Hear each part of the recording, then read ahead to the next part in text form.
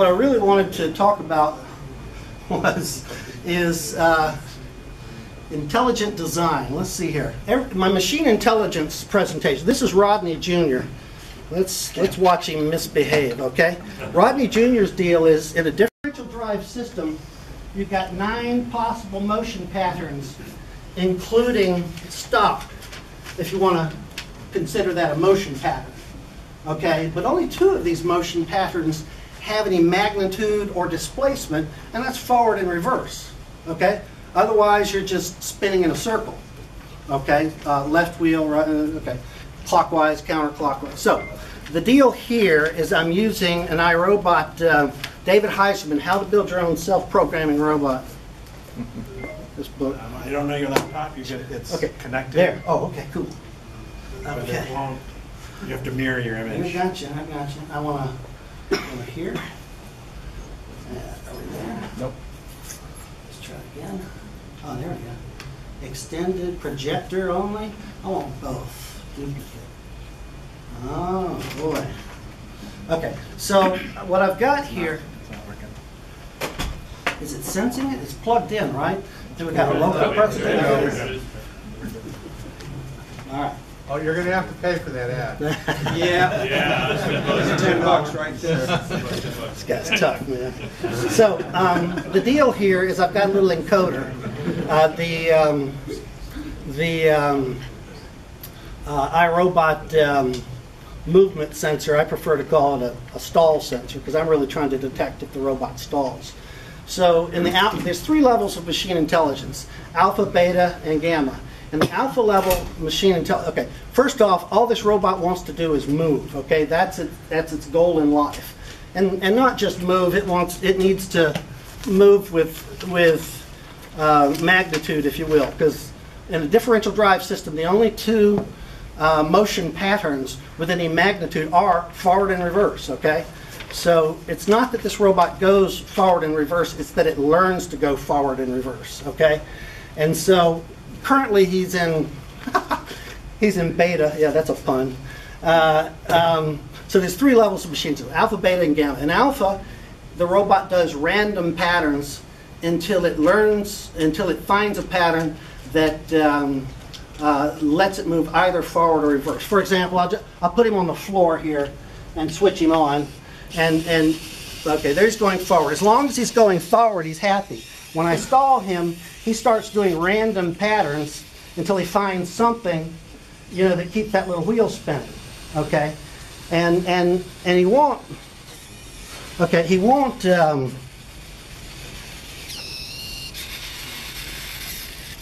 I'm putting him in the. Can we get a shot of this? Just move it over. Well, I need walls, and this actually works. Bill, is this in the? Over here Well, and then push the thing. You worried about that camera? Yeah, The camera's focused pointed over here. Okay. Just move it. Should I move it over here? And change him. Probably over there. A little further. My robot's going to be terribly delocalized now. That's okay. You know what? We can reset him. In fact, I think I will. Basically, And push the button. push the button to go where? It's 3 buttons. Big push Camera. one after another. Presenter? Yeah. Audience, camera? Presenter. Presenter, yeah. Yay. I mentioned this was unrehearsed. It's working. Huzzah. I bet you wish you had a safety net now. Yeah, no. Yeah, now I wish I had a safety net now. Anytime you do AI demonstrations, they're bound to. Can we see in there? Nobody can adjust. If I move him back. Nobody can adjust except you. Okay, so there's that. Perfect. Okay, so alpha. The robot does random motion patterns until it finds the one that where it just goes forward or reverse because it's a little encoder. In beta, when the robot discovers when the robot's in a particular motion pattern in stalls, and it does something that is a successful response, it remembers that. And so the next time it's in that motion pattern, it tries the previous successful response. If it continues to be successful, it increments the confidence level. If it's no longer successful, it decrements the confidence level. Yes? In the alpha, does it keep track of what random possibilities it has With a differential drive system, the only combinations are the 9 possible motion codes. And it doesn't keep track of it. No. In other words, which is arguably not really intelligence, okay? But he just does random things until he either goes forward or reverse, okay? And when he stalls, he does random things until he either goes forward and reverse. Now in beta, let's say I'm doing a counterclockwise motion and I stall, okay? Or in this case, the wheel's not going to spin, so he senses it as a stall. And he generates a random code that's reverse, let's say. And there's not a wall behind it, and he goes reverse. And it's like, oh, that's successful. Increment confidence level, okay? Finally, he'll stall into something, okay? And he does random patterns, this way, that way. And, he'll try 2 or 3 random things before he goes forward, okay? Now, forward hits, and he's in the same thing. He doesn't have a response to forward yet. The trick is, and the deal is that the longer the robot exists doing these random motions, he's either getting forward or reverse from any of the other 8 possible combinations, okay? And so eventually he'll either be doing, for a variety of the motion patterns, he'll do either a forward or a reverse. The real trick is learning reverse from forward and forward from reverse.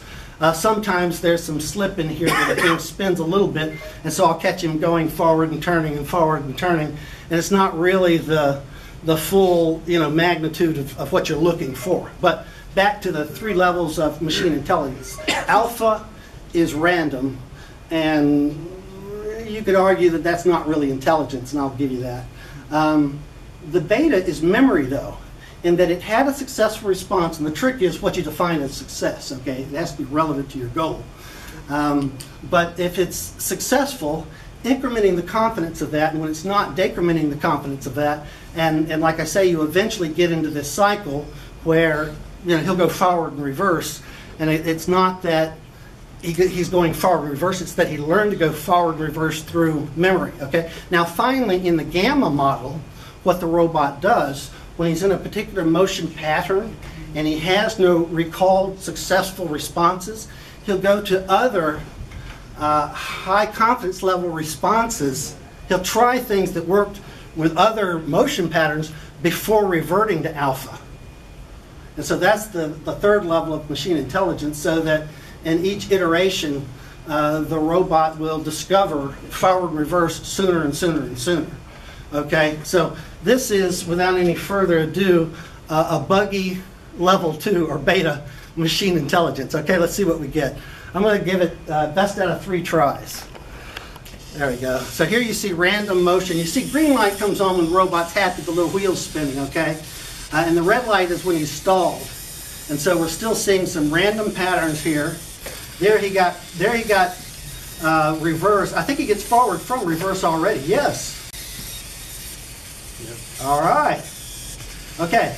It's not that he's going forward and reverse. It's that he learned to go forward and reverse. Thank you very much. I'm still going to do 3. I'm still going to do 3 because AI demos rarely come off that well. If I was smart, I would quit. But no, we're winging it without a net. So here's go number 2. It wouldn't work worth anything over here earlier, right, Mike? Well, this is okay. So here you see random motion. He's trying random stuff. You see the stall light come on. These are thinking LEDs. The stall light comes on when it's red and he's stalled. But the green light, it's good. Oh, this is a good motion pattern.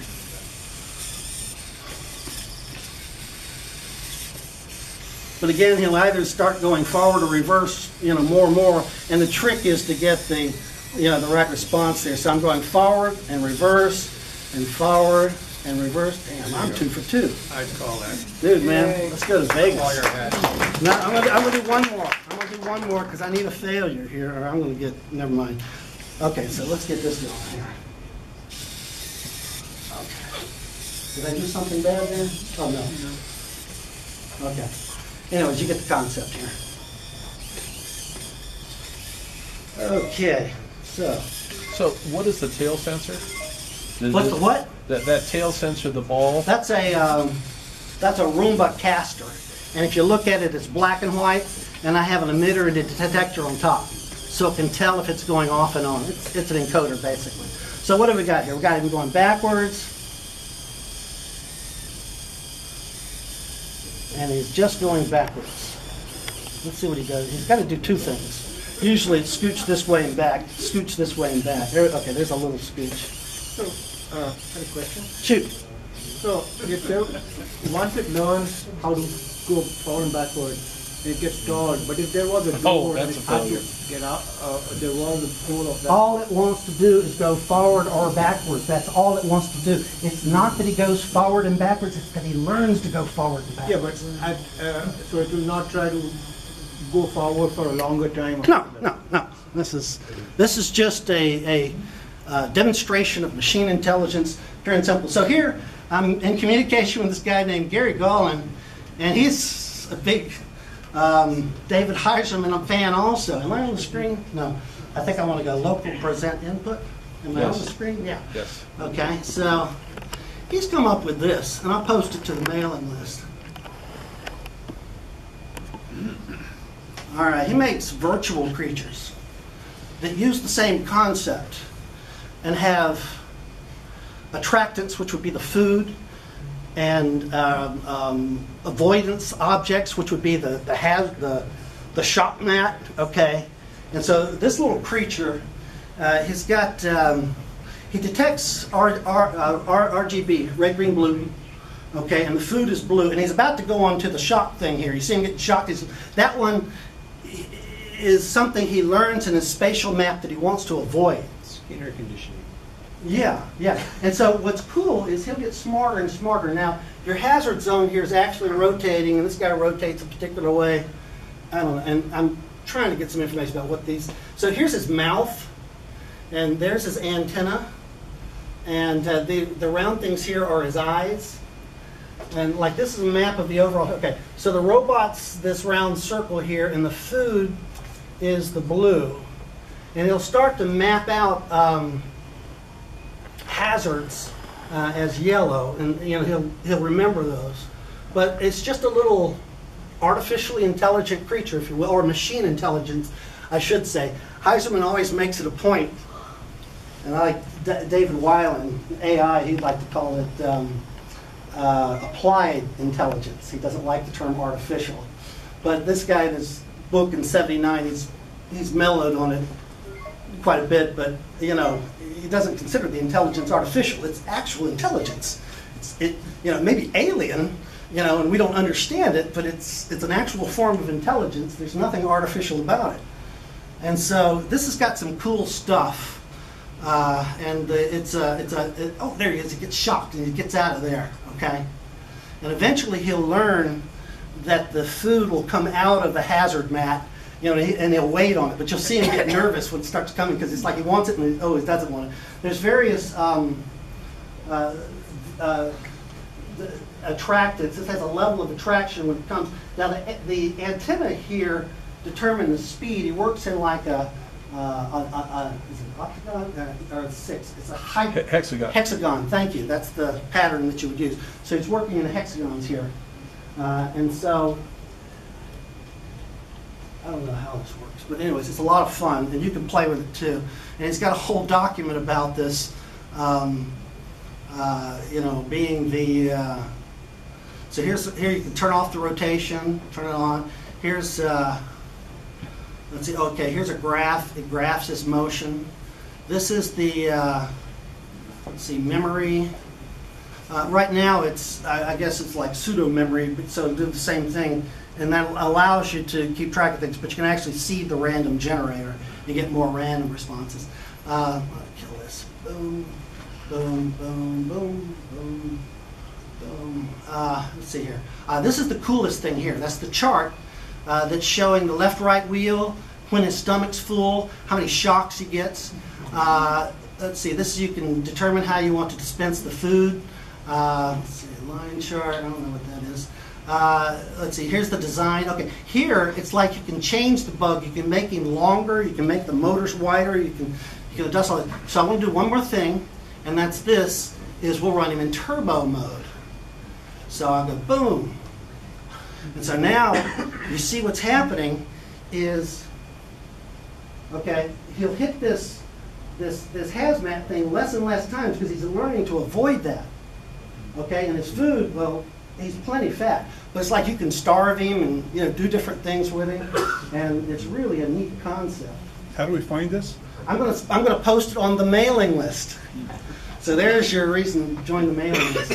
So here you can see that he'll totally avoid this. And let's go back to step, and you can step the stuff too, like one at a time. But here's this, and if the food gets over here, you'll see him kind of wait on it. He won't dive right in there. So, questions? Good, because I probably wouldn't have the answer. I'm going to put this stuff on the mailing list, so it's really cool stuff. Gary Golin's the guy who wrote that. Thank you. Thank you.